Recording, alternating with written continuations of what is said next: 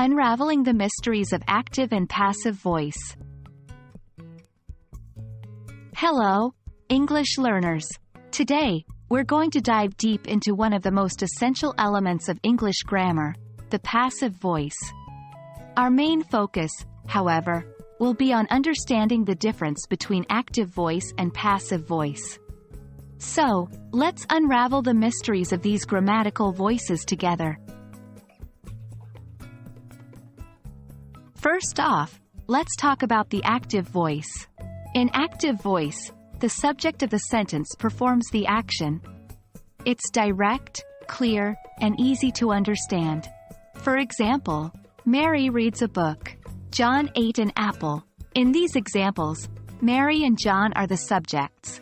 They are actively doing something, reading a book and eating an apple, respectively. Now, let's move on to the passive voice. In passive voice, the subject of the sentence is acted upon by the verb. It receives the action. Let's transform our previous examples into the passive voice. The book is read by Mary. The apple was eaten by John.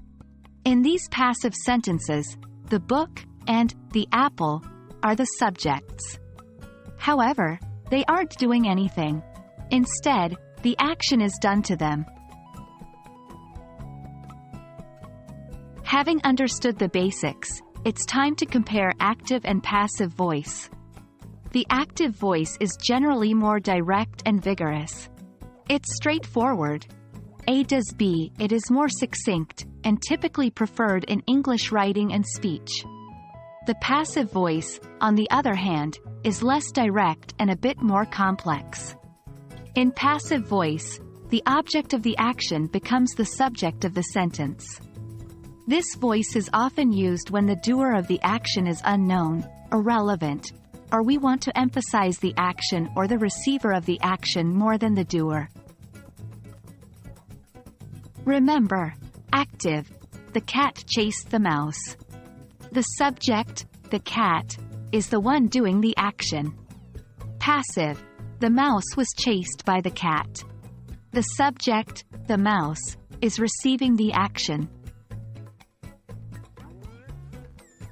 And that wraps up our discussion on the difference between active and passive voice in English.